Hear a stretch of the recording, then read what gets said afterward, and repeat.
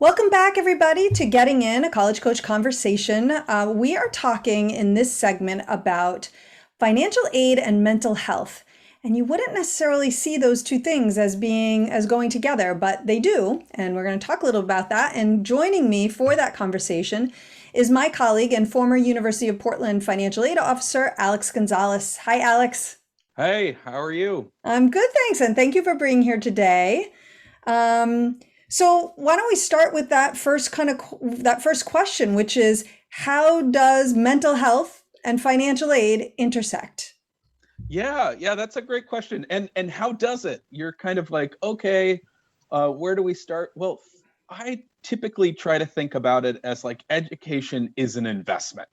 And so where do we get it? Money, right? Financial Yep. aid. So how do we be successful? You've made the choices of being at college, invested in yourself, and then what are some of the implications you if students are faced with a mental health crisis, or just in general, just kind of feeling overwhelmed or depressed, or the anxiety. And so financial aid can be a part of that. And so we do have to keep that in mind. It's better to find yourself knowing about what you need to do and communicate with the financial aid office before you're in that kind of crisis mode, or kind of working through those issues Right, because or if circumstances. yeah, I mean, if your mental health is not all there, you may find yourself not wanting to go to class, or Mhm. you may not be able to study for a test, right? So it's going to start to impact your performance in the classroom. And then if you have financial aid or you have a scholarship, if you're not doing well in school, it could mean that those things could go away, right? Exactly. So that good mental health is important for class performance. And yes, some of those scholarships could be connected to uh, your academic progress. So over time, it could be academic. You might have to meet a certain GPA semester by semester. Yeah, and so what are some of those resources that are on campus that you could take advantage of? Right. Walk Yeah, us through them. What are they? yeah. So I just remind students and parents, because we're all in it together, especially when it comes to mental health, is that there might be some early alert systems that are on campus. Typically, they're connected either to the IRRA, so the resident assistant, because they get to know you on your day-to-day life. Are you waking up early? Are you going to class? And then your professors also might have some warning systems if you're not meeting academic requirements or not turning in things, that there might be some office on campus Hmm. that you can connect to, um, as Well, well. right, and I think that, again, you have to be thoughtful about the school that you wind up at, correct? Because if you're in a big lecture hall, your professor may not notice that you didn't show up to class with because you're there with 200 other students. But if you're in a small recitation and there are 8 other students and you don't show for that, the TA might notice. Yeah. Or, if you're in a school, I do hear students sometimes really drawn to a smaller school because they know their professors will know who they are. And that comes, sometimes that's good and bad. It's good because they know you and they will notice if you're not there, and they may ask you, hey, what's going on? And maybe kind of suggest that you go get some help.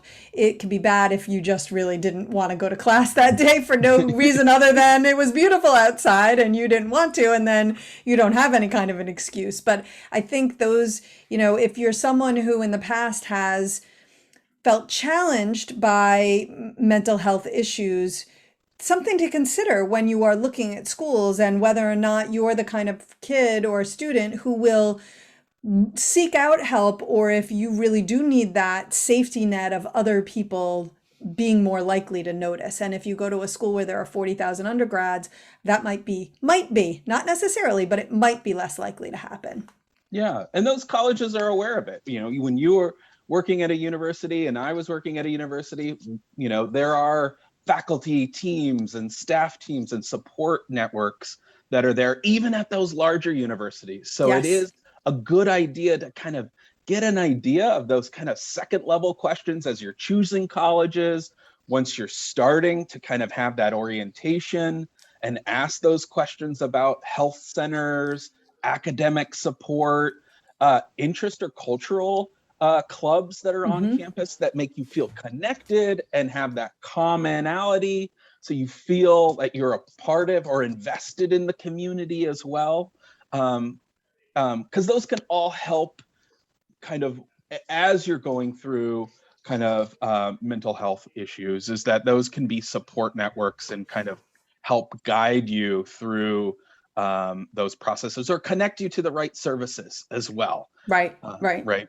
Know that, yeah. Oh, go for it. No, I was just going to say, or help you feel connected, which might help you, might help lessen the chance that you do end up finding that you have challenges, right? If one of the big challenges for a lot of students is acclimating to college life and making friends and feeling like you belong, if you start with or at a school where you're already part of a group that shares a similar interest to you, shares a similar cultural background, you might have a group that you already fit with right from the start, and that can help with those feelings of loneliness or feelings like you're not meeting anyone but everybody else is, or you're not connecting with anyone. It won't necessarily prevent that from happening, but it could help to make it less likely that something like that might happen.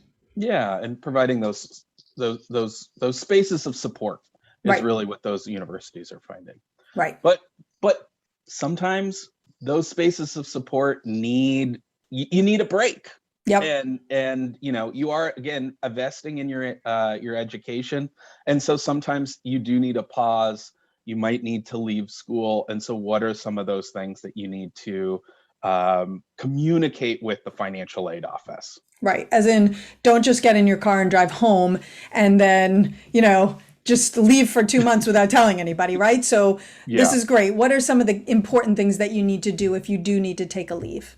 Yeah, be aware of like the add drop dates. So typically in the first couple of weeks, you might have a period of time where you can add and drop classes at kind of free of charge, in the sense that you haven't sat long enough in a classroom, and so you're not charged for that time in the classroom. Hmm. But there is some space where, halfway through the semester, or as you're getting closer to the end of class, there might be opportunities for you to take advantage of incompletes, withdraw at a discount, Hmm. that isn't impacting maybe your financial aid that you're looking at as Right.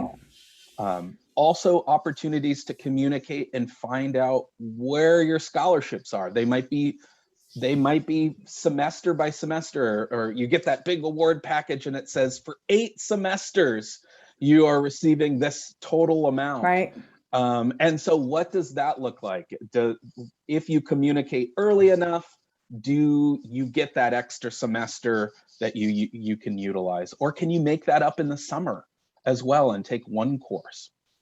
So it reminds me of a time when I was working with a family and they were trying to go through this and trying to make the best decision for them, but also know that you can step back, kind of regroup, and then maybe return at part-time, at 3/4 time, or kind of make a plan that makes sense for you and your family as well. Right. Right. And I think probably the overarching idea here is talk to someone in the financial aid office. And if you are not able to have a trusted parent or guardian or just a trusted adult, have that conversation. Because I do think sometimes when you run into mental health challenges, it can be hard to focus on anything other than that, and really even to know or to motivate to do anything about anything. So, and then the burden of not having talked to someone, of not knowing really what is going to happen, can make it even worse. So if you're not able to have this conversation with a financial aid officer, try and have somebody else step in who can at least act on your behalf, because I think that also the other overarching thing here is that colleges, once you're enrolled and you're a student in the university, their hope is you're going to stay, that you're going to graduate. That's what they want for you as a student. And so they're not trying to look for the first opportunity to say, oh, you had a bump in the road, you're out, right? They Yeah. want to try and work with you to make it possible for you to stay the course and earn your diploma. Exactly, Yeah. exactly. I remember when students were kind of going through mental health issues, is that uh, and not as an added burden, but as that support within the community, they had to meet with several folks, Hmm. um, academic support, financial aid, and residence life to have those conversations. Not just to provide here you have to sign off, Hmm. but more along the lines of what can we do to make it work. Right, right. That's really what they want at the end, is to make it work. And I just, curious for you if you have any advice about, when to go all through this. I think you've mentioned already that, when you're looking at schools, this might be something for you to look into. I think some students come to college knowing that mental health challenges have been part of their life and that there is a possibility those will crop up again. I think for other students, it's a brand new thing. As I sit here talking to you about this, it's reminding me that this is a conversation I want to have with my own son, who has not faced challenges, but he'll be away from home and it will be the first time, and he may be far from home. And so even if I think he is the most even-keeled kid in the world, likely to have no trouble at all, I want to make sure that I have a conversation with him about what to do if he is feeling depressed, if he is feeling anxious, if there are some challenges he's experiencing that are new to him. Um, any advice along those lines from you for students? Yeah, yeah. Ask those questions before, during, and after. Yeah. Really, I mean, there are all of the above. Those are times when um, preparing to know kind of what those structures are. During, when you are looking at, you're going through it, asking for help, Right. and then after, creating a plan. So if there was a bump in the road, like what can we do to improve it? What are those structures of support that you can take advantage of, so to maybe potentially mitigate a future reoccurrence of of of, of your issue or bump. Right, right, absolutely. And I think the other thing that I would encourage is, especially for families where the student has already experienced some challenges, I think really important to be connecting with the student's health team, whatever that looks like, whatever the makeup is, and understanding realistically, should this student be a student who goes to a big school? Should this student be a student who goes far from home? Would it be better for them to stay closer to their existing team? Or does the team feel confident that if you get them settled in another school and find the right support for them, so they've got a new team where they are, is that going to be okay? I do find sometimes that parents would like to,